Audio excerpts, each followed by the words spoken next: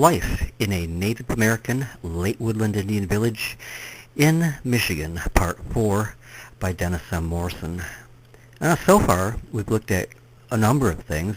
We've looked at carpentry and pottery making traditions and how the late woodlanders dressed and, various things about them. There is so much to cover, though. One of the things that has fascinated me for a long time is medicine of the late woodland Indians here in Michigan. I had an article published probably about 12 years ago now. It was in Herb Companion magazine called Ancient Herbs Survive at Potsherd Bog, and it was an article about the old Annetton Creek site in Oscoda, Michigan, and a little boggy area there where there were an incredible amount of medicinal plants, and I know that these were present in the late woodland times too, and that the Native Americans availed themselves to the properties of these plants. By the way, I will put a link in the description to a video that I did a while back based on that article, again by the same title, Ancient Herbs Survive at Potsherd Bog.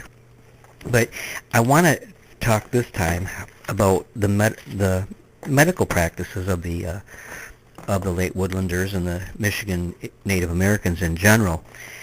And to do that, I'm going to read some parts from Hindale's Primitive Man in Michigan, and I'll probably interrupt once in a while and interject some things that I know firsthand. But Mr. Hinsdale wrote, "The idea that diseases can be alleviated by treatment is a very old one. Certainly its origins goes down to a much lower stratum of culture than the American Indians level. Medicine is a difficult term to define. The definitions of modern physicians set forth different conceptions from those the primitive people had of its scope. Medicine and religion were so mingled in the primitive mind that it was a long time before the fundamentals of each became separable." Now I might interject here. If you'd like to learn more about the religious and medicine practices and their combination in the Great Lakes region, I'd suggest you try to get a copy of my book, Secret Society of the Shamans, that was published in the mid-1990s by Global Communications. Once in a while it comes available on eBay, and frequently it can be gotten on Amazon. But to continue with Mr. Hinsdale, he continues, this continent affords a good example of the intimate relation between medicine and religion, and the combination having developed to such an extent that most of the religious rites often very elaborate and prolonged, have as their main purpose the treatment of sickness. Prayer, songs, ecstatic adoration, supplication, magic, soothsaying, laying on of hands, fasting, feasting, massage baths, sweats, physics, narcotics, fermented drinks, bloodletting, cupping, counter-irritants, poultices, salves, draughts, signs and suggestions, signatures, taboos, tonics, and blisters were all part of the Indians' practices. Homeopathy with its similars, allopathy with its opposites, osteopathy with its manipulations, Christian Science with its sittings, spiritualism with its seances are systems in their fundamentals thousands of years older than is comprehended by most of those who practice them. Signs had to be right. Rituals had to be performed. Extra-human powers of both high and low degree had to be invoked, compensated, and propitiated. Particular spirits had to be called forth, and malign ones had to be driven away. Sometimes the patient, sometimes the doctor, sometimes other person or thing had to take the medicine or receive the treatment.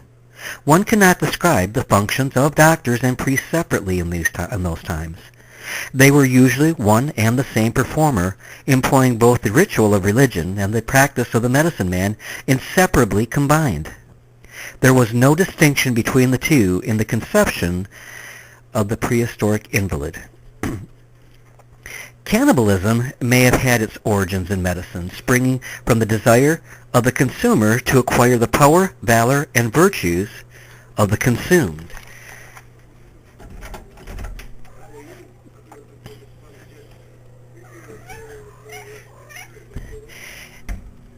And I had to pause for just a moment to let my best little friend Charlie, my black Burmese cat, into the room with me because he was scratching at the door.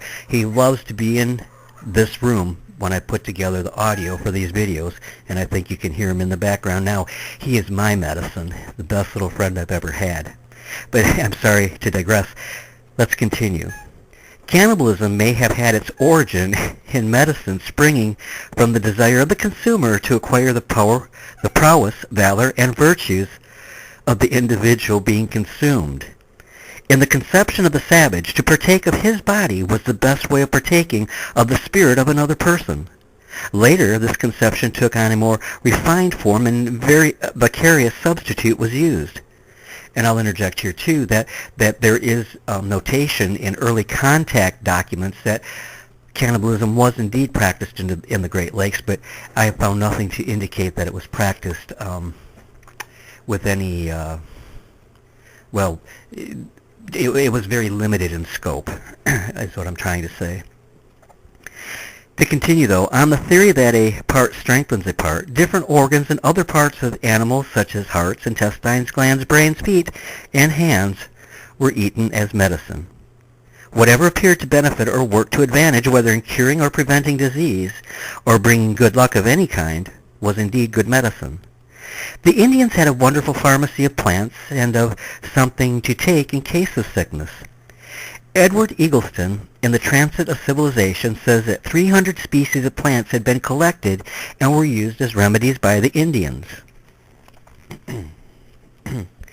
Nothing about the Indians' methods and habits so much impressed the early settlers as their doctoring. Charlatans and Indian doctors using hocus pocus and swamp roots claimed to have been obtained from Indian mysteries have thriven down through present times. And keep in mind this was written in the 1930s, and a lot of medications, especially patent medicines, used Indian names and supposedly Indian formulas. But anyways, it is a fact that from the botany of the New World, several of our most valuable medications have been obtained through the medium of Indians. Indians also had a rough and ready surgery and useful arts in the experience or in the emergencies of forest life, as accidents frequently happened, I'm sure. Perhaps antidotes for snake bites and poisons have been exploited as much as any of the Indians' supposed specifics. Probably amulets, fetishes, gorgets, and a very large number of the so-called ceremonial and problematical relics were a part of the medicine man's armada. I want to add here too, when Hinsdale talks about problematical relics, there's not a time, I don't think, that I haven't gone out onto a site and worked that I haven't found artifacts, obviously worked by the hand of man, that we have absolutely no concept of what they were used for. And so it is not beyond the realm of possibility that these problematical artifacts did indeed have something to do with the medicinal practices, of the culture. So the medicinal value, Hinsdale continues, of Peruvian bark, of which quinine is an alkaloid, was learned from the natives of South America by Jesuit missionaries. Ipecac, at one time so much used in medical practice, was also used by the natives of tropical South America. Cocoa, which yields cocaine, was a divine plant of the Incas. Tobacco was great medicine to the people here in the Great Lakes. Tobacco was used as medicine not only for the body, but for the spirit, for the mind. It drew the user closer to Gitche Manitou, the Great Spirit, because as the smoke ascended from your body, they believed it took the prayer up to God, Gitche Manitou. Sarsaparilla is also from tropical America. Boneset, golden seal, snake root, ginseng, lady slipper, ivy, wild cherry, prickly ash, jimson weed are among the plants common in Michigan that are claimed to have medicinal properties, and not only claimed to have medicinal properties, but indeed do have. And the Indians have known this for at least several thousand years. There was among the Chippewa and neighboring tribes a secret medicine society or lodge, the Midiwewan, that had 4 degrees, Hinsdale wrote. This ancient order had great influence as one advanced through the degrees. His ability to cure disease and his spiritual insight and powers progressively increased. Again, to learn more about the Midiwewan, check out my book, Secret Society of the Shamans, which has a lot in it. I don't have a copy any longer. I gave the last one to my little girl, who's now in her 20s and married and in Florida. So I'm going to have to try to obtain a copy for myself through Amazon. And when I do, I will make some videos based on those chapters about the Midiwewan so that you can I can share that with you. Now, one practice that the Indians of the Great Lakes, particularly up around the Devil's River area, Devil's Lake, Devil's River, that fascinates me, and I don't know if I say this right, but it's trephining, where the skull is open. And this fascinates me particularly because my stepson David, who we live together, has hydrocephalus, and in the probably, I'm trying to think how long I've known David now, but it's been, well, probably about 13 or 14 years. He's had over 25 brain surgeries where they've opened his skull and placed shunts to drain the excess fluid. And the thing is, I've been able to see a lot of the procedures that they've done with him, and the conditions have to be sterile because of the contaminants that can get in and wreak havoc. And yet the ancient people who lived up by Alpena and Asanique opened the skulls of patients, I would have to assume, and they did it without having to worry about the sterile surgical rooms and that. So Hinsdale wrote a little bit about this too, and I would like to share that with you, and he titles it Perforation of Skulls. And it's really a fascinating chapter. Years ago, he wrote, a very important mound discovery was made as narrated by Mr. Henry Gilman in what is now called the Great Mound of the Rouge River near Detroit. A number of human skulls that were taken from the mound had been artificially perforated. The apertures varied from less than a half inch to nearly an inch across. They were round with somewhat flaring edges, some giving evidence of having been bored with a stone point or flint drill. Similar specimens were found elsewhere in the eastern part of the state in the Lake Huron drainage. Mr. Gilman states that the perforations were made after death.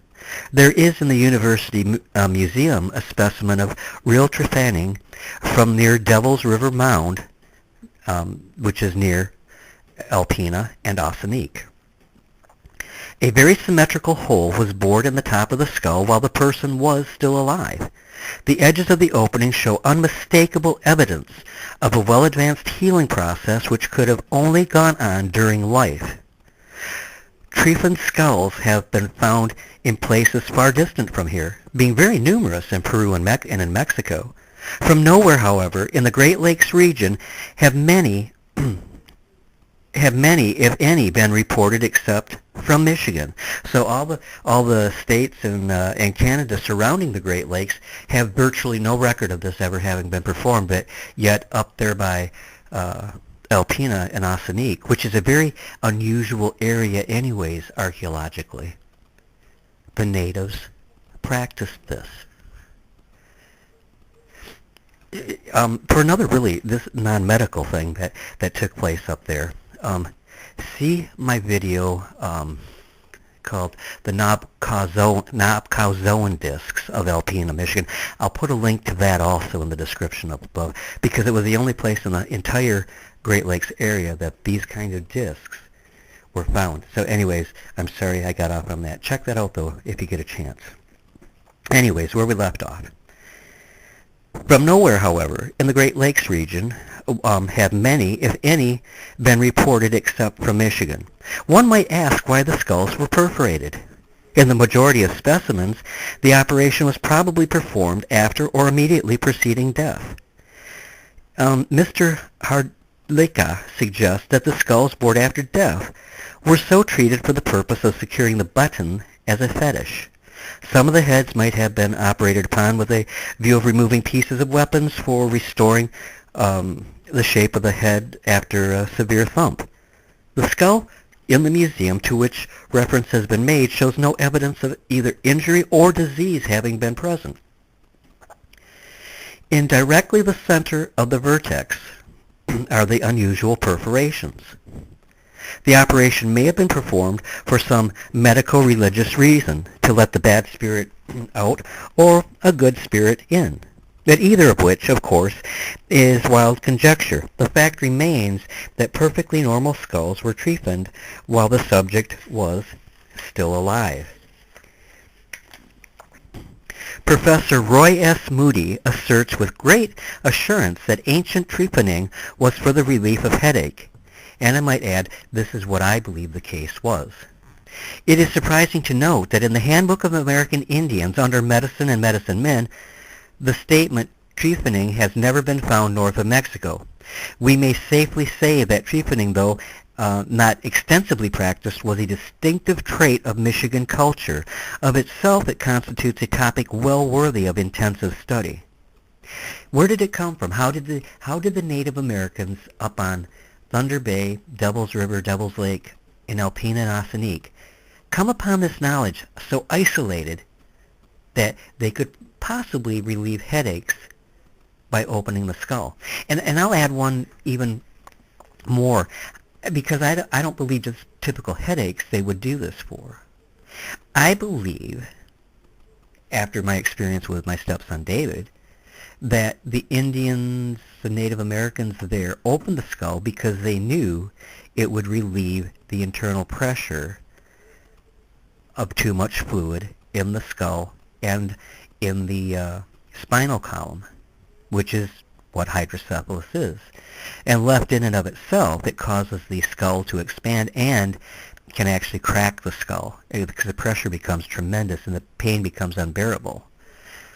They would probably have noted the change in the size of the skull, the change in the behavior of the person, the seizures the person was having, and some very smart individual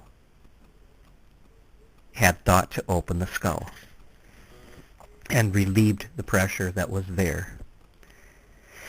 But at any rate, it is common to find pieces of pottery with holes broken through the bottom, Hinsdale writes. While the pots were not damaged in any other way, they were purposely punctured, probably at some time or the same time of being placed in graves.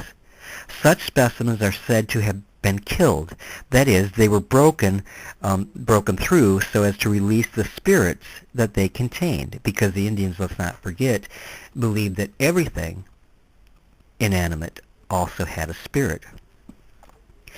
He continued, besides killing pottery, the custom was in some districts to kill weapons, pipes, and other entombed articles.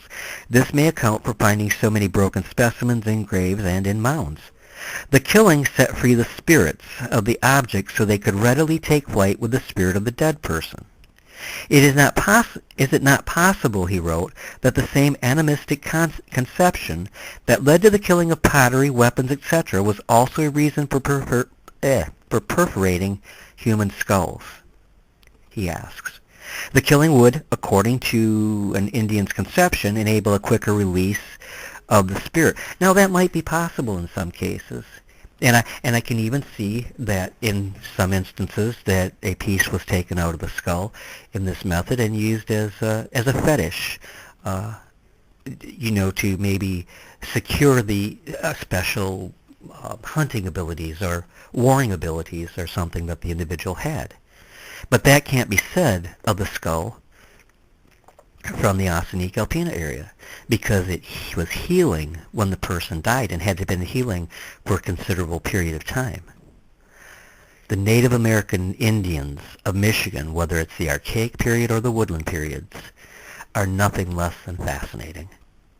They had an incredible environment to live in, and they had an incredible culture. And it would be so amazing to see what that culture would have become had the Europeans not come into Michigan and ruined the neighborhood, so to speak. Well, anyways, thanks for taking a listen. If you have comments on the additions to what I put here, about the medicines of the Native American Indians in the late Woodland in Michigan, or any other period, please feel free to leave your comments. I always am delighted to have them, whether they agree with me or mock me or support me. I'm happy to hear from you in any regard. So until next time, when I do part 5 of this series, thanks for taking a listen. And to Jordan, Jackie, and Noah, hey, you guys are awesome. God bless you. Bye-bye.